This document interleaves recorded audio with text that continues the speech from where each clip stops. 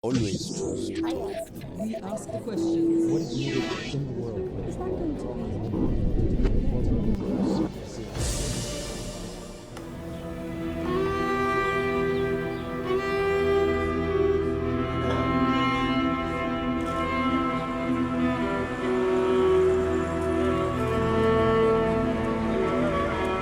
For many years, people have been fleeing Eritrea.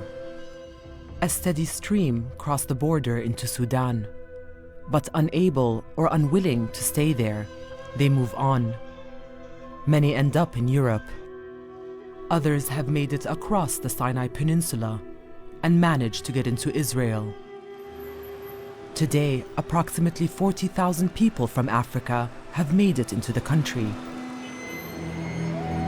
Having rejected most of their asylum applications, the Israeli government now wants them out. A new program has been announced. Accept deportations to a third country, such as Rwanda or Uganda, or end up in an Israeli prison. It's here in pockets of relatively deprived southern Tel Aviv that thousands of Africans have made their home over recent years. We'll hear from some of those who now stand to lose that home here on Talk to Al Jazeera.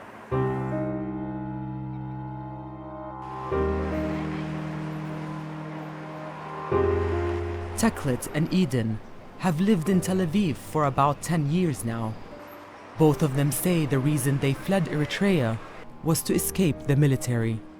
It's a familiar story.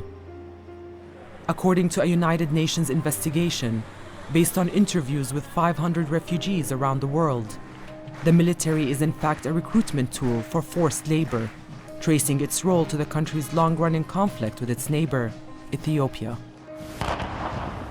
Eritrea gained formal independence from Ethiopia in 1993 after a 30-year-long armed struggle. But since then, the situation along the border has remained tense with frequent violent clashes. As a result, the military here plays a central organizing role. But beyond defending the country, it has become an instrument of oppression, according to Eritrean refugees. Young men are forced to serve for many years, but not just to execute military duties.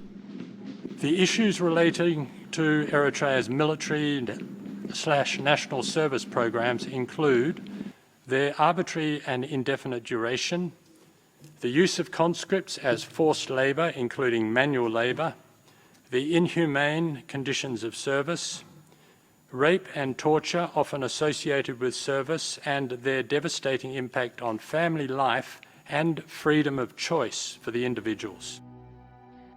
Overall, the UN investigators concluded that, quote, "The Commission has reasonable grounds to believe that crimes against humanity, namely enslavement, imprisonment, enforced disappearance, torture, other inhumanities, persecution, rape, and murder have been committed in Eritrea since 1991.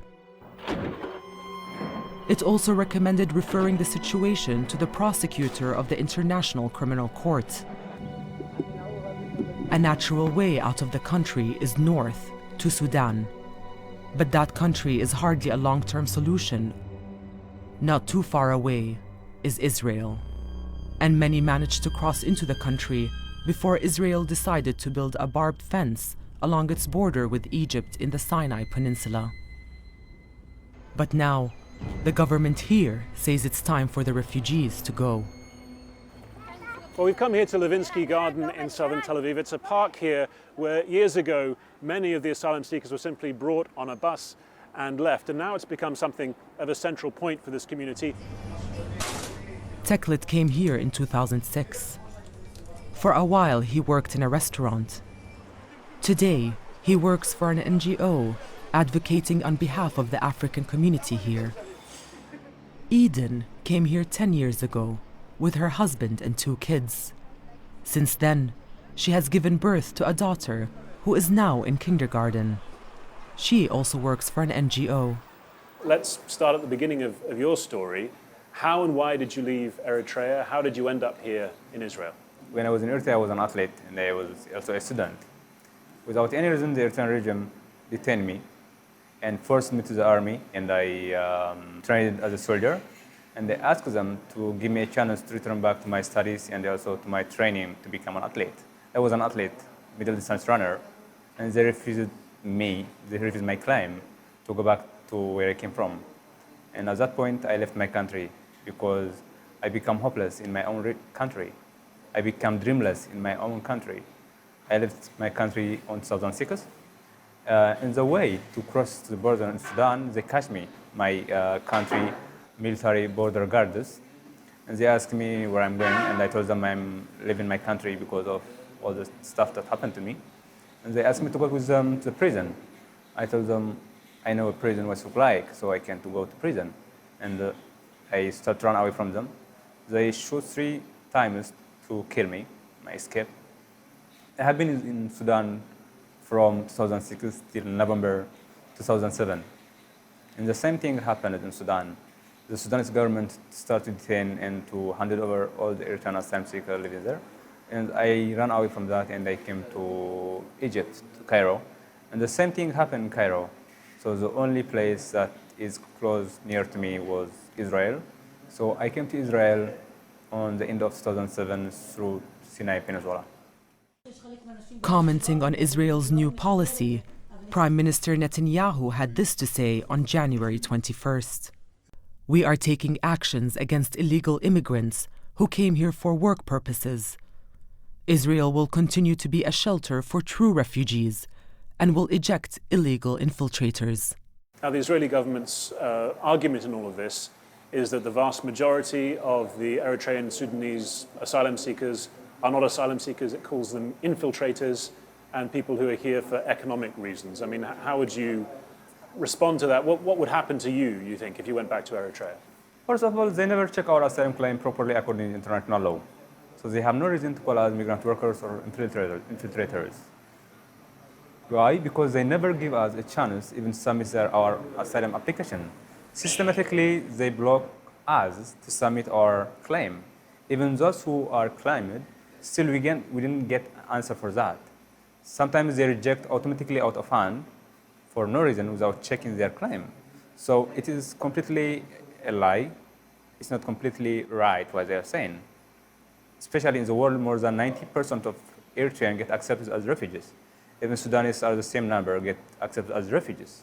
So why in Israel is almost 0.1% get accepted as refugees? Almost there is 10 people get accepted as refugees, as we see in the last 10 years. So you can understand it's completely baseless. It completely lie. And in your own personal case, what are the stakes? I mean, you left because you deserted the army, you were shot at crossing the border. If you were simply to go home, you obviously view yourself as an asylum seeker. If you were to go home now, what would happen to you? First of all, I left my country because I was not safe at my country. So if I go back to my country, I am sure there will be imprisonment because I crossed the border illegally. And I am active against the Eritrean regime and against its crime. So I'm in danger if I go back to my country, first of all. Not just me, every Eritrean who left the country will be in danger because we know now. When we were in our country, we know nothing about the dictator regime, but now we know everything what it is doing to my country and to our people. For Eden, the military also played a critical role in her and her husband's decision to leave Eritrea 10 years ago. So why did you leave? What forced you out of Eritrea?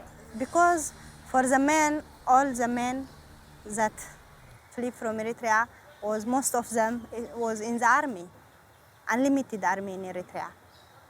Even if the men is flee from the army, and then the government came, they took or they arrested the family, especially for wife with the kids. I don't want to be in prison because Eritrean prison is difficult prison, like it is underground prison. It is so difficult. You can eat 1 time in a day. You can sleep on the floor. And this is your own personal experience. When your husband fled the army, Yeah. you were in prison for 2 months, right? Yes, for 2 months. I was with my daughter. My daughter now is 11 years old. At that time, she was like 1.5. And so you both ended up, both you and your husband and your 2 children, ended up in Sudan in a refugee camp. What made you decide to come here? because there is no, Sudan is also the same situation like Eritrea, because if you sit in the refugee camp, there is a smugglers. Maybe they kidnapped you. Maybe they kidnapped the kids to get the money. When I listen, it happened for someone. My husband, he told me, let's go try to get a safe place. And then he decided to send me to Israel. And then I came to Israel. And so you're here, you've been here for nearly a decade, and you've been trying, you say, to apply for asylum. What's happened? How far has your asylum application got? I tried like for 4 days to apply the asylum refugee status, but I didn't get any chance to enter because there is a lot of people.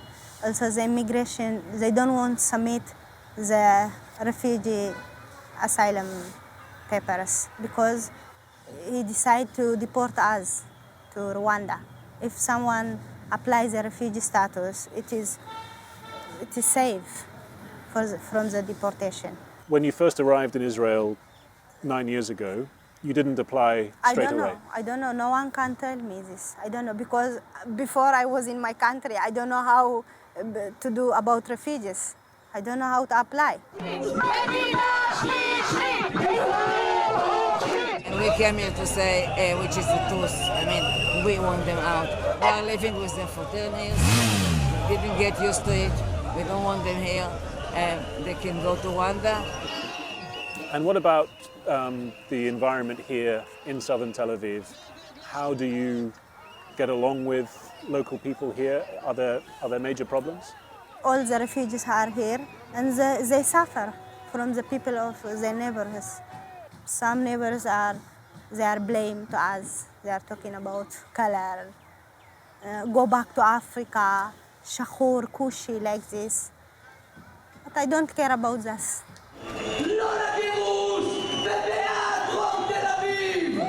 But Teklit and Eden and their fellow refugees are not fighting for their position alone.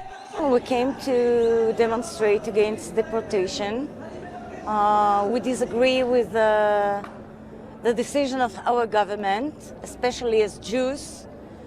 We are people of refugees, of asylum seekers for 2,000 years, and we are here to say, now that we are in a sovereign state, we have to deal with other asylum seekers worldwide.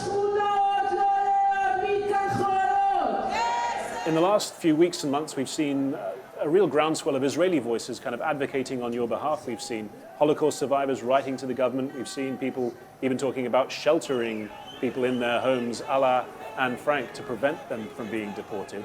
What's that been like to witness from your perspective? Actually, this is quite interesting. For me, it's not interesting.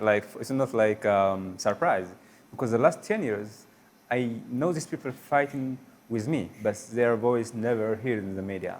But then they keep fighting for my favor and for the picture of the country and for the value of the country. It's not a huge value, even like what the government are doing. They are also protecting the image of the country. It's not just about me, and it's about the country. Because the government is like working very hard to destroy the asylum seeker community and to destroy the image of the country itself. The last 10 years, not the government system, but the people become my savior, become my family, become part of me. So the last 10 years, I survived because of the Israeli people and the Israeli public. But the system is completely made to break me and made just to kick me out of the country and to let me down. Many Eritreans and others have already been transferred out of the country, but the circumstances are murky and hard to verify. As a result, there is a lot of speculation. A common story is that refugees are sent undercover to Rwanda or Uganda with some cash, and that the governments there look the other way, possibly in a deal with Israel. In the meantime, refugees are staying in an open detention center here in Israel, called Halot.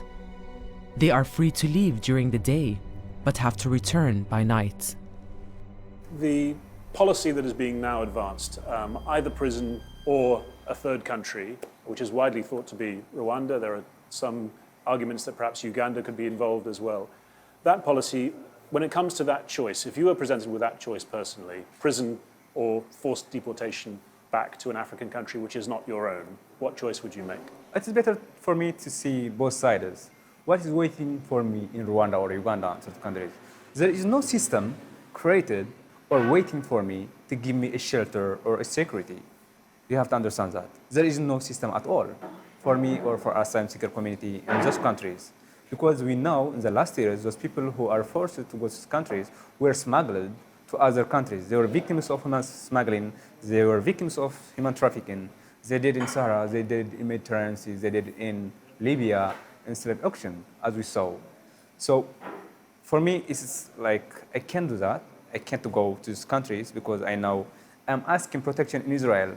I never ask protection in Rwanda or Uganda. And secondly, it's better for me to be safe till I go back to my home, which means it's better for me to stay in prison than to go to Uganda or Rwanda.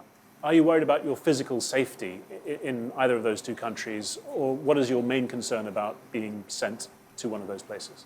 Both of them. As a person, I have a dream to grow and to become a human being. I have here for 10 years. I start from scratch. Actually, I know the language, I know the culture, I know the country. I can survive now. But they are pushing me to start from scratch again. So I'm a human being. I need to create my future also. From start point, I can't go back to these lands.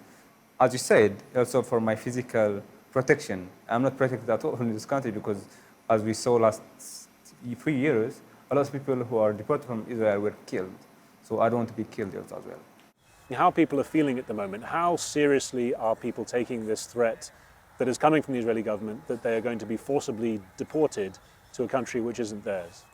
I think all the single men are worried now because they know it will be happen. There was also a lot of men that now in Holot, they get rejected. Holot is the detention center in the southern both of them, desert. they get reject answer for the arrestee. And so you think that this is going to target single men in particular, and that they are under very realistic threat of imminent deportation? Yeah. And you yourself, you have a family, you have 3 children. One of them was born here. What has it been like bringing them up in this environment when there is a lot of uncertainty and fear about what might happen? What's it been like for the kids? I don't know if it will be happen for us also, for the kids. I'm not going to Rwanda. I will sit in the jail, in prison. It's better to sit in prison. That's your view? Yeah, because Africa is Africa. It is the same situation. And your children, I mean, are they conscious of what's happening? Yes, they know what is happening. And what do they say? My daughter, she's talking about Rwanda. She said, what is Rwanda? I don't need to go Rwanda. She said, why the government of Israel decide to do like this? She said, we are a human being. She said also, why the government gave me to choose a country like Canada or Europa. I told her there is no kind of this choice. She said, I don't need to go Rwanda because I don't know the language, I don't know the country. She told me, if you need to deport us, better to go Eritrea, because she told me, because we have a family in Eritrea. It is better to do like this, Ima. Don't decide to go Rwanda. So that's your 11-year-old, and you have a younger daughter as well in kindergarten. I mean, what's the situation for her? She don't know about the deportation. She is almost small, but it is difficult because they put her alone, like for the refugee kindergarten. So it's like a segregated kindergarten as far as you're concerned? For refugee only. There is no any Israeli kids learn together in the kindergarten. It is also until 1:30 and 2 p.m. There is no any chance to put for her like after school. I pay for her until I came to take. And your own situation, I mean, if you found yourself on a plane heading to Rwanda, what would that mean for you? What would the prospect of life there be like for you? I'm not going to Rwanda. I will sit in the prison, no matter how many long it takes. Why is that? What are you worried about that would happen back there? Because Rwanda is the same, like, I don't know, Africa. If I go to Rwanda, they can take all the papers, documents in Rwanda in the airport. Also, I'm afraid to get like a slave trade like that happened in Libya. I don't want. Do you think that the Israeli government is really going to do this, or do you think they're just trying to scare people? I don't know. Maybe they need to scare people because he can't do like by force. If somebody's scared, if they will put in unlimited prison, maybe they decide to go. The Israeli government says that the vast majority of people here who've come from Sudan and Eritrea, the African infiltrators as they call them, are here for economic reasons. They're here to get better jobs, to get a better lifestyle. I mean, how do you respond to that? It is not. It is wrong. It is not. No one can come for a job, because when I was in Eritrea, I was working in the bank for accounting, debit, credit. I don't want to work in cleaning. Better to work in a bank, or better to continue my education. But I don't know, it is not correct. And your young daughter, finally, who was born here, do you think that she has a future in this country? There is no future for her also. Even she's born here, there is no future because she is from Eritrea. And so your aspiration, your hope is to stay here and for your whole family to stay and live in Israel permanently? What is your hope? My hope is, I don't know. My hope is if I get a chance, I want to go out from Israel because I can't continue kind of this life. It is not a life. If I get a chance, I'm trying to get a chance sponsored to Canada. If I get, I'm so happy. If not, I will continue like this.